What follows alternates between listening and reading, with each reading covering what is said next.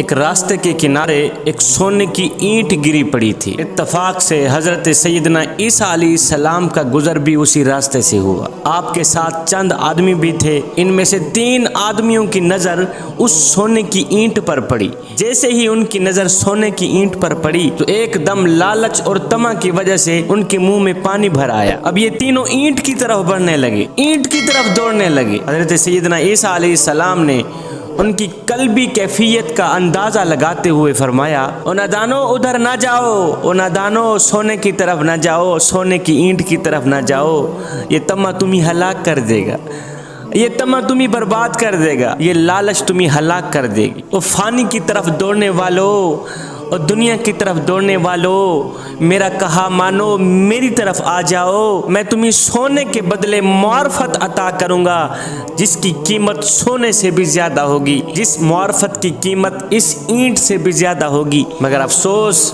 سونے کی اینٹ کی چمک نے ان تینوں آدمیوں کی آنکھوں میں لالچ کا پردہ ڈال دیا۔ ان تینوں نے حضرت سیدنا عیسیٰ علیہ السلام کی ایک بھی نہ سنی۔ اس اینٹ کو حاصل کرنے کے لیے ایک دم آگے بڑھنے لگے۔ عیسیٰ علیہ السلام اور آپ کے ساتھی آگے چلے گئے اور یہ تینوں لالچی اینٹ کی طرف بھاگنے لگے۔ اب ان تینوں لالچیوں نے جا کر اینٹ کو اٹھایا۔ اینٹ کافی وزنی تھی، قیمتی تھی۔ اب سوال پیدا ہوا کہ اس اینٹ کو آپس میں تقسیم کیسے کیا جائے۔ ایک نے کہا کہ اس سونے کی اینٹ کے 3 ٹکڑے کر دیے جائیں، اب یہ تینوں ٹکڑے برابر کر کے لیے جائیں۔ مگر افسوس، ان تینوں کو سخت بھوک لگی ہوئی تھی۔ بھوک نے ان تینوں کو ستایا ہوا تھا۔ اب سونا کھانے کی چیز تو نہیں تھی جسے کھا کر وہ اپنی بھوک مٹا سکتے۔ اب یہ مشورہ قرار پایا کہ 2 آدمی مل کر اس سونے کی اینٹ کے ٹکڑے کریں اور ایک آدمی بازار جا کر کھانا خرید کر لائے۔ اب 2 شخص اس سونے کی اینٹ کو توڑنے لگ گئے، ٹکڑے کرنے لگ گئے، اور تیسرا شخص بازار میں گیا کھانا لینے کے لیے۔ اب جب یہ اینٹ کے ٹکڑے کرنے والے دونوں اکیلے ہوئے تو انہوں نے یہ مشورہ کیا کہ کیوں نہ ہم اس اینٹ کے 2 ہی ٹکڑے کریں اور آپس میں بانٹ دیں، تیسرا جب کھانا لے کر آئے تو اسے قتل کر دیں تاکہ اس کا حصہ بھی ہمیں مل جائے گا۔ اب یہ ان دونوں میں بات طے ہوگی۔ ان دونوں نے اینٹ کے 2 ٹکڑے کیے، 2 ٹکڑے کر کے آپس میں تقسیم کر دیے۔ اب تیسرے ساتھی کے آنے کا انتظار کیا، تیسرے ساتھی کے آنے کا انتظار کرنے لگے۔ جیسے ہی آئے گا سر تن سے جدا کر دیں، وہ مر جائے گا۔ اب یہ جو تیسرا ساتھی تھا یہ بازار گیا، اس نے کھانا خریدا۔ کھانا خریدنے کے بعد اس نے ساتھ میں تھوڑا سا زہر بھی خرید لیا۔ اس نے سوچا اگر میں کھانے میں زہر ملا کر ان 2 ساتھیوں کو کھلا دوں وہ مر جائیں گے، اینٹ میں اکیلے کو ہی بچ جائے گی، میں بہت بڑا امیر بن جاؤں گا، رئیس بن جاؤں گا، اینٹ اٹھا کے گھر لے جاؤں گا، پوری اینٹ کا تنہا مالک بن جاؤں گا۔ ہے زہر ملا ہوا کھانا لے کر جب یہ شخص اپنے ساتھیوں کے قریب پہنچا، جب ان دونوں ساتھیوں کے قریب پہنچا تو وہ دونوں ساتھی اٹھے، وہ دونوں اس شخص کے اوپر برس پڑے اور تلوار کے ایک ہی وار میں 2 ٹکڑے کر دیے۔ جب وہ مر گیا تو یہ دونوں بے فکر بھی تھے، اب زیادہ خوش بھی تھے کہ ان کے حصے میں زیادہ سونا آ گیا ہے، لیکن افسوس ان کو بھوک نے ستایا ہوا تھا۔ اب سونا لے کر چلنے سے پہلے دونوں نے سوچا کیوں نہ کھانا تو کھا لیں۔ ڈٹ کر ان دونوں نے کھانا کھایا، پیٹ بھر کے ان دونوں نے کھانا کھایا۔ جب زہر نے اپنا اثر دکھایا تو یہ دونوں موت کی تمنا کرتے کرتے موت کی دبوچ میں آ گئے، موت کی آغوش میں آ گئے۔ تھوڑی دیر بعد یہ دونوں بھی وہیں مر گئے۔ ہے اب ایک سائڈ پہ سونے کی اینٹ پڑی ہے، دوسری سائڈ پہ یہ تینوں بے جان لاشیں پڑی ہیں۔ جب حضرت سیدنا عیسیٰ علیہ السلام اسی راستے سے گزرے تھے نا تو اپنے ساتھیوں کے ہمراہ واپسی اسی راستے سے آ ہی رہے تھے، آپ نے سونے کی ایک اینٹ اور 3 لاشوں کو دیکھ کر آپ نے سونے کی اینٹ کی طرف اشارہ کیا اور 3 لاشوں کی طرف اشارہ کرتے ہوئے فرمایا، لوگو یہ دنیا ہے اور یہ اس کے چاہنے والے، یہ سونے کی اینٹ دنیا ہے، یہ دنیا ہے اور یہ دنیا کے چاہنے والوں کا حشر ہے۔ دنیا کے پیچھے بندہ بھاگتا بھاگتا دوڑتا دوڑتا آخر مر ہی جاتا ہے، موت کی دبوچ میں آ جاتا ہے، لیکن دنیا کسی کے ہاتھ میں نہیں آتی۔ ابن آدم میرا مال میرا مال میرا مال کرتا رہتا ہے،